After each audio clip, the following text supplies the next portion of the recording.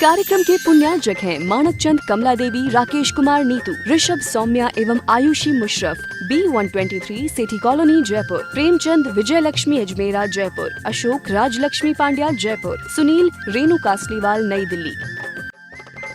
श्री नरेंद्र श्रीमती सुदेश रानी जैन, विपिन कुमार संगीता जैन, मुजफ्फरनगर निवासी, प्रवासी दुर्गापुर पश्चिम बंगाल, संजय दीपा जैन, राजीव सोनिया जैन, पूनम चंद सविता जैन मेरठ, पंकज श्वेता जैन दिल्ली, अभिषेक रिद्धि सिद्धि वैभव, आंचल सोबित जैन एवं समस्त नावला परिवार।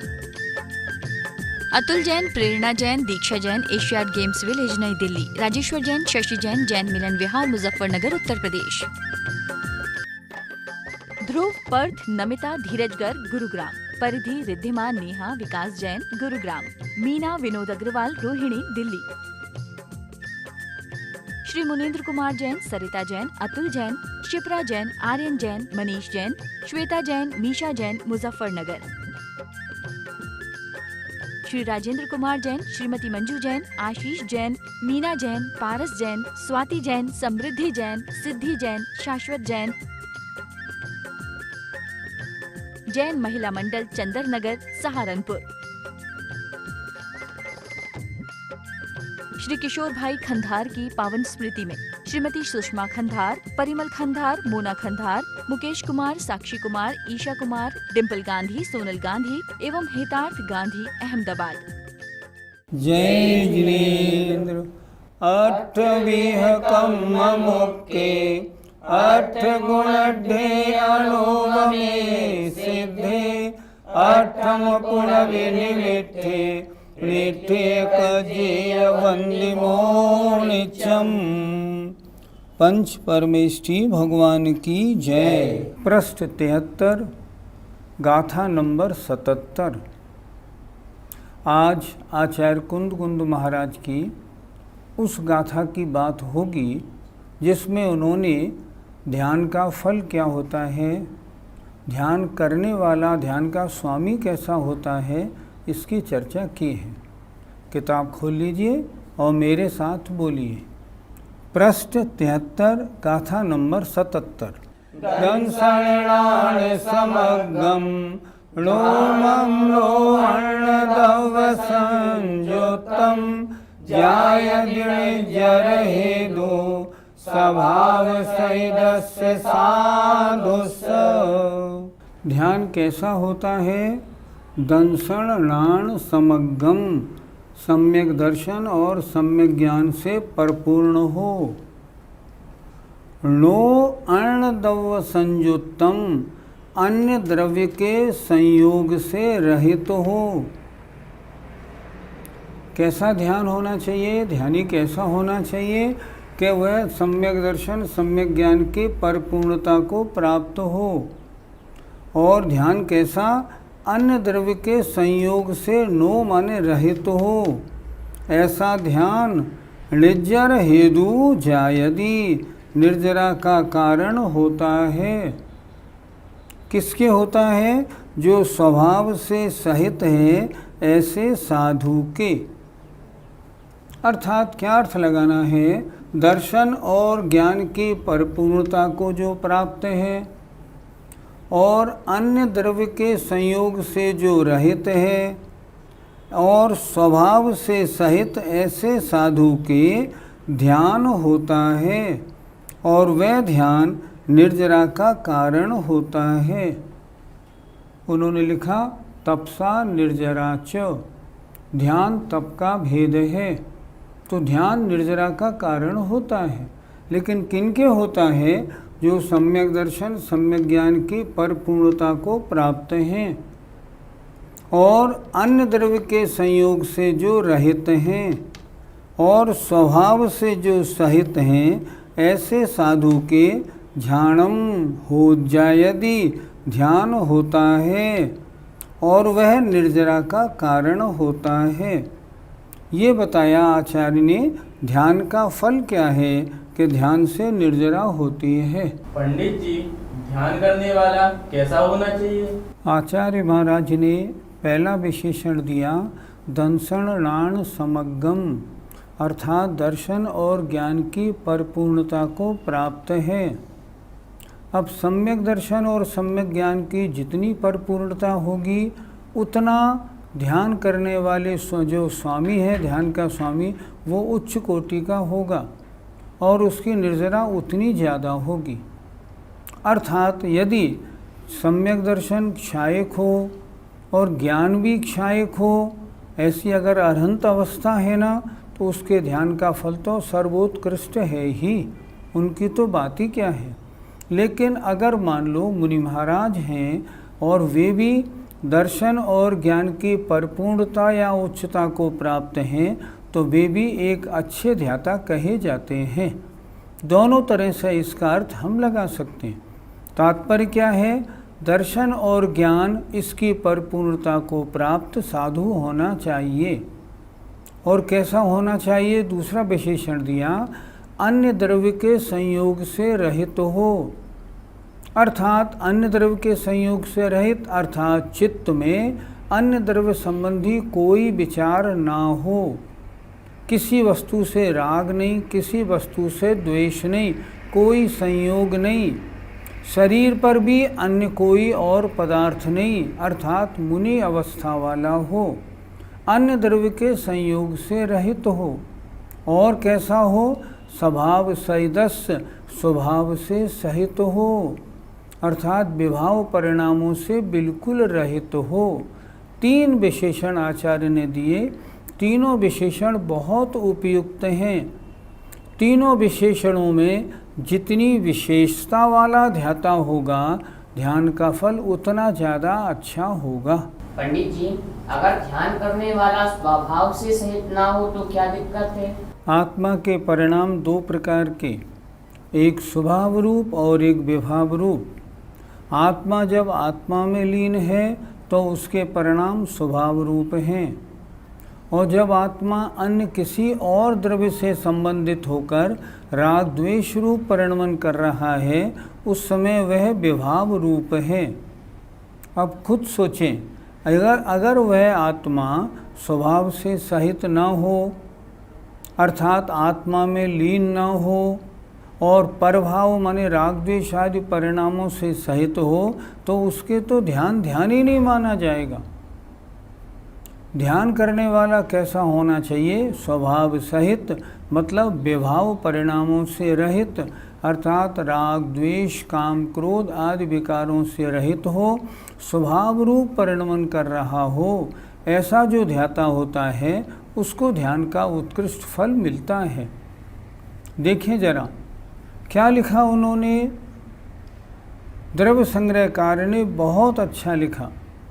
उन्होंने लिखा, माँ मुझ्य माँ रज्य माँ दुस्सह इट्ठ निट्ठ अट्ठेसु। कितना बढ़िया लिखा। जिस समस्त इष्ट और अनिष्ट पदार्थों में माँ मुझ्य मोह मत करो, माँ रज्य राग मत करो, माँ दुस्सह द्वेष मत करो। अगर इष्ट अनिष्ट पदार्थों में राग द्वेष या मोह रूप परिणमन होगा तब ध्यान का सवाल ही नहीं है। कैसे ध्यान होगा? फिर तो विकारी परिणामों से सहित आत्मा ध्यान की योग्यता ही नहीं, उनके तो फिर आर्त रौद्र ध्यान बन जाएगा। क्या लिखा उन्होंने? थिर मिच्छय जय चित्तम विचित्त ध्यानप सिद्धिये। तरह तरह के ध्यान की सिद्धि के लिए यदि तुम अपने चित्त को स्थिर करना चाहते हो तो बिना ऐसा किए चित्त की स्थिरता नहीं बनती। इसलिए बहुत अच्छा लिखा, स्वभाव सहिदस्य साधु स, अर्थात जो साधु अपने स्वभाव से सहित है, अर्थात वैभाविक विभाव राग द्वेष आदि परिणामों से रहित है, ऐसे जो साधु महाराज हैं वे ध्यान के स्वामी हैं। और वो भी अन्न द्रव्य संयुक्तम, अन्य द्रव्य के संयोग से णो माने रहित हैं। ऐसे साधु असली ध्याता होते हैं, वास्तविक ध्याता होते हैं। पंडित जी, कर्मों का नाश किन ध्यानों के द्वारा होता है? इस संबंध में आगम में 2 परंपराएं देखने को मिलती हैं। एक परंपरा द्रव्यान योग की, एक परंपरा करणान योग की। अगर हम द्रव्यान योग की परंपरा से विचार करें तो उनके अनुसार शुक्ल ध्यान के द्वारा ही कर्मों का नाश होता है। शुक्ल ध्यान, पहला पृथक वितर्क शुक्ल ध्यान 8वें, 9वें, 10वें, 11वें गुण स्थान तक रहता है। एकत्व वितर्क शुक्ल ध्यान 12 में, बाकी सूक्ष्म क्रिया प्रतिपाती 13, विपरीत क्रिया निवृत्ति 14वें गुण स्थान में होता है। इस परंपरा के अनुसार मोहिनी कर्म का नाश ये पृथक वितर्क नामक शुक्ल ध्यान के द्वारा होता है 10वें गुण स्थान के अंत में। शेष 3 घातिया कर्मों का नाश एकत्व वितर्क शुक्ल ध्यान के द्वारा होता है और शेष 4 अघातिया कर्मों का नाश ये विपरीत क्रिया निवृत्ति नामक शुक्ल ध्यान के द्वारा होता है। यदि हम करणान योग की परंपरा को देखें, करणान योग वास्तव में बहुत कहते हैं ना सही बताने वाला है। द्रव्यान योग का वर्णन स्थूल है, ध्यान से सुने जरा, द्रव्यान योग का वर्णन स्थूल है, वास्तविक नहीं। वास्तविक वर्णन तो करणान योग ही बोलता है। टोडरमल जी ने मोक्ष मार्ग प्रकाशक में एक शब्द का प्रयोग किया, करणान योग तो सर्वज्ञ के वचन हैं। अन्य अनुयोगों के साथ उन्होंने सर्वज्ञ के वचन शब्द नहीं लगाया। क्यों नहीं लगाया? करणान योग में किसी भी वक्ता की, लेखक लिखने वाले की अपनी मन मर्जी नहीं चलती। वे वचन तो भगवान के वचन हैं। और करणान योग के अनुसार हम देखें तो ध्यान से सुने, मोहिनी कर्म का नाश तो धर्म ध्यान के द्वारा होता है। धर्म ध्यान कहाँ तक रहता है? 10वें गुण स्थान तक। और 10वें गुण स्थान के अंत में मोहिनी कर्म का नाश होता है। तो मोहिनी कर्म का नाश किसने किया? धर्म ध्यान ने किया। और इसके बाद अन्य 3 जो घातिया कर्म और बचे उनका नाश एकत्व वितर्क शुक्ल ध्यान करता है। शेष दोनों के विषय में दोनों की मान्यताएं एक प्रकार की हैं।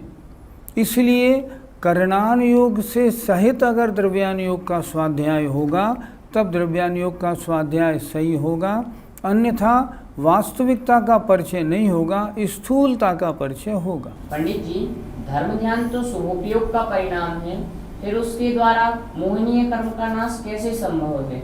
आपने जो प्रश्न पूछा है वो प्रश्न उन स्वाध्यायी लोगों को बहुत ध्यान से सुनना चाहिए जो पुण्य को मात्र आश्रव बंध में कारण मानते हैं, निर्जरा में कारण नहीं मानते। आचार्य वीरसेन स्वामी धवलाकार इस पंचम काल के महान उत्कृष्ट आचार्य जिन्होंने षटखंडागम की टीका धवला लिखी, वो लिखते हैं कि धर्म ध्यान के द्वारा मोहिनी कर्म का नाश होता है। धर्म ध्यान के गुणस्थान 4 से 10 और 10वें गुणस्थान के अंत में मोहिनी कर्म का नाश होता है। तो खुद सोचिए आप कि मोहिनी कर्म का नाश धर्म ध्यान से हुआ या शुक्ल ध्यान से हुआ? धर्म ध्यान से हुआ। और धर्म ध्यान शुभोपयोग का परिणाम है, शुक्ल ध्यान शुद्धोपयोग का परिणाम है, बिल्कुल निश्चित, लेकिन धर्म ध्यान शुभोपयोग का परिणाम है। वीरसेन स्वामी कहते हैं शुभोपयोग के गुणस्थान 4 से 10 और शुभोपयोग में धर्म ध्यान के द्वारा मोहिनी कर्म का नाश होता है। अतः शुभोपयोग मात्र आश्रव बंध का कारण है, यह धारणा आगम विरुद्ध है। इसलिए इस धारणा को बिल्कुल बदल दीजिए, अन्यथा महान ज्ञानावरणी कर्म का बंध होगा और महान दर्शन मोहिनी का बंध होगा। ये तो बहुत ही उल्टी धारणा हो गई। इसलिए इसको बदलें। और ये बात सत्य है कि धर्म ध्यान अर्थात शुभोपयोग रूप परिणामों के द्वारा ही मोहिनी कर्म का नाश होता है। पंडित जी, ध्यान का फल क्या है? ध्यान अंतरंग तप है। तप निर्जरा के कारण है, तपसा निर्जरा च। और यहाँ भी आचार्य लिख रहे हैं निर्जर हेतु, निर्जरा में कारण है। मोक्ष प्राप्ति का मुख्य कारण ध्यान है, बाकी और कोई नहीं। और ध्यान के द्वारा ही अष्टकर्मों को नष्ट करके जीव मुक्ति को प्राप्त करता है। इसलिए ध्यान क्या है? निर्जरा का मुख्य कारण है। आइए अब गाथा नंबर 78 को देखते हैं। को विदिदक्षो साहु संपणिकाले मणिज्यरूपमिदं प्रत्यक्षमेव दिष्टं परोक्षणानि प्रवर्तन्तं। वर्तमान में कुछ स्वाध्यायी लोग ऐसा मानते हैं हमको तो आत्मा ध्यान करते समय दिखता है। उनके लिए आचार्य कुंदकुंद की ये गाथा बहुत उपकारी है। उनको अपनी धारणा को इस गाथा से मिलाना चाहिए कि उनको आत्मा दिखता है या नहीं दिखता। देखें, को विदित अच्छो, को माने कौन, विदित अर्थ मतलब पदार्थ को जानने वाला माने समझदार। विदित अच्छो विदित अर्थो अर्थात अर्थ माने पदार्थ को जानने वाला कौन अर्थात कौन समझदार। साहू माने साधु, संपणि माने संप्रति माने वर्तमान काल में, भणिज्य कहता है कह सकता है कि इणम रूपम इस आत्मा के स्वरूप को, प्रत्यक्षम एव दिठम मैंने प्रत्यक्ष ही देखा है। मुझे तो आत्मा ध्यान में साक्षात दिखाई देती है। कुछ लोग कहते हैं सम्यक दृष्टि को 6 महीने में एक बार आत्मा का दर्शन तो होता ही है। कहाँ लिखा भैया, सोचो ना। कुंद स्वामी क्या कह रहे हैं, आत्मा का दर्शन नहीं होता। क्यों नहीं होता? परोक्षणाणे प्रवर्तन्तम, परोक्ष ज्ञान में प्रवर्तने वाले हो। परोक्ष ज्ञान वालों को आत्मा का दर्शन नहीं होता। आत्मा का दर्शन प्रत्यक्ष ज्ञानियों को होता है। वर्तमान में हम और आप सब हैं, सब परोक्ष ज्ञानी हैं। इसलिए अगर कोई ये कहता है मुझे आत्मा दिखती है, खैर कहने की बात है, आत्मा नहीं दिखती। कुंद स्वामी तो इस गाथा में यही बात कह रहे हैं। फिर एक बार देखें, को विदित अच्छो कौन अर्थ को जानने वाला समझदार साधु, संपणि काले माने वर्तमान काल में, भणिज्य कह सकता है कि इणम रूपम इस आत्मा के स्वरूप को, प्रत्यक्षम एव दिठम मैंने प्रत्यक्ष ही देखा है। मैं तो आत्मा को साक्षात देखता हूँ। गृहस्थ की बात छोड़ो, अगर साधु भी समझदार है तो ऐसा नहीं कह सकता। क्यों? क्योंकि परोक्ष ज्ञान में प्रवर्तने वाला है। मति ज्ञान श्रुति ज्ञान वर्तमान में हम लोगों के हैं और उसके द्वारा आत्मा दिखती नहीं। इसलिए कोई समझदार साधु या कोई भी ज्ञानी ऐसा नहीं कह सकता कि हमें आत्मा दिखती है। पंडित जी, ज्ञान कितने प्रकार का होता है? सम्यक ज्ञान के 2 भेद आचार्यों ने कहे हैं, एक परोक्ष और एक प्रत्यक्ष। परोक्ष ज्ञान के 2 भेद कहे, मति ज्ञान और श्रुति ज्ञान। दोनों परोक्ष ज्ञान हैं।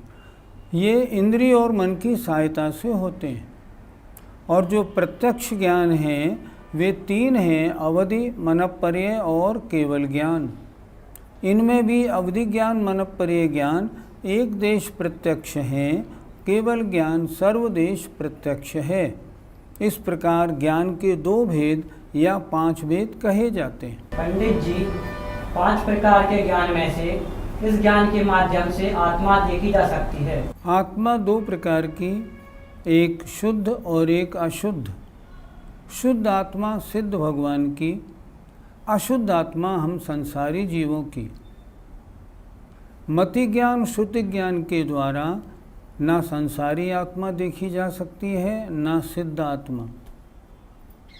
अवधि ज्ञान रूपी पदार्थों को जानता है और संसारी जीव की आत्मा रूपी है, इसलिए अवधि ज्ञान के द्वारा वह आत्मा देखी जा सकती है।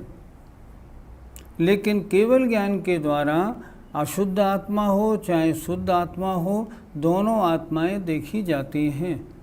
अर्थात आत्मा का ज्ञान हो सकता है प्रत्यक्ष ज्ञान के द्वारा, परोक्ष ज्ञान के द्वारा हो ही नहीं सकता। आचार्य भी स्वयं लिख रहे हैं कि परोक्ष ज्ञान में प्रवृत्ति करने वाला साधु ये कैसे कह सकता है कि मैंने आत्मा को प्रत्यक्ष देखा। क्योंकि आत्मा का प्रत्यक्ष देखना तो अशुद्ध अवस्था को देखना अवधिक ज्ञान से बनता है। आजकल अवधिक ज्ञान भी नहीं, मनःपर्य ज्ञान भी नहीं, केवल ज्ञान का तो खैर प्रश्न ही नहीं। इसलिए परोक्ष ज्ञान में हम और आप सब हैं। आज किसी को भी आत्मा नहीं दिखती। अगर कोई कहता है तो ये उसके अपने मन के लड्डू हैं, वास्तव में ऐसा होता नहीं। कुंद कुंद महाराज की गाथा स्पष्ट बोल रही है। पंडित जी, साधु नहीं देख सकता तो क्या गृहस्थ देख सकता है? वर्तमान काल के जितने भी गृहस्थ हों या वर्तमान काल के जितने भी साधु हों, उनके दो ही ज्ञान हैं, मति ज्ञान और श्रुति ज्ञान। उनके प्रत्यक्ष तीनों ज्ञान अवधि मनःपर्य केवल ज्ञान तो है ही नहीं। इसलिए चाहे साधु हो चाहे मुनि महाराज हों, क्योंकि वे परोक्ष ज्ञान में प्रवर्तन वाले हैं, इसलिए किसी को भी वर्तमान काल में किसी को भी आत्मा प्रत्यक्ष नहीं दिखाई पड़ सकती। कुंद कुंद महाराज की गाथा बहुत डंके की चोट ये बात कह रही है। अर्थात हम सब वर्तमान में परोक्ष ज्ञानी हैं। परोक्ष ज्ञान से आत्मा नहीं दिखती, शुद्ध या अशुद्ध। इसलिए कोई समझदार साधु ये नहीं कह सकता कि मैंने अपने परोक्ष ज्ञान के द्वारा आत्मा देखी है, मुझे दिखती है, मैं जब चाहे जब देख लेता हूँ। ऐसा अगर कहता है तो उसका कहना ठीक नहीं। पंडित जी, फिर भी कुछ लोग ऐसा कहते हैं कि आत्मा दिखती है, क्या उनका यह कहना सही है? इस संबंध में हाँ ना करने वाले हम कौन होते हैं? देखो, आचार्य कुंद कुंद महाराज ने ये गाथा लगता है ऐसे ही लोगों के लिए लिखी है जो लोग ये कहते हैं कि मति श्रुत ज्ञान के द्वारा हमें आत्मा दिखती है। आत्मा नहीं दिखती। मैंने कहा ना, वर्तमान का कोई भी श्रावक हो या कोई भी साधु हो, सारे के सारे परोक्षणाणे पवट्टंतम, परोक्ष ज्ञान माने मति और श्रुत ज्ञान के धारी हैं। मिथ्या दृष्टि है तो कुमति कुश्रुत है, सम्यक दृष्टि है तो मति और श्रुत है। मुनि महाराज हों चाहे वे शुद्धोपयोग में हों, उस समय भी क्या होगा? मति और श्रुत ज्ञान के धारी हैं। उनको आत्मा का ज्ञान होना तो संभव है, आत्मा का चिंतन होना संभव है, आत्मा के स्वरूप के बारे में बार बार विचार करना तो बन सकता है, लेकिन आत्मा साक्षात दिखती हो नहीं, ये संभव नहीं। इसलिए वर्तमान में जो ऐसा कहते हैं वो कैसे कहते हैं वो जाने, लेकिन इस गाथा के अनुसार तो हम स्पष्ट कह सकते हैं वर्तमान के किसी भी श्रावक या किसी भी मुनि को आत्मा दिख ही नहीं सकती, क्योंकि आत्मा प्रत्यक्ष ज्ञान का विषय है, परोक्ष ज्ञान का विषय नहीं। और वर्तमान में प्रत्यक्ष ज्ञान किसी को होता नहीं, मात्र परोक्ष ज्ञान होता है। इसलिए हमारा तो नम्र निवेदन है, जिनकी ऐसी धारणा है वो अपनी धारणा को ठीक करें। जय जिनेंद्र।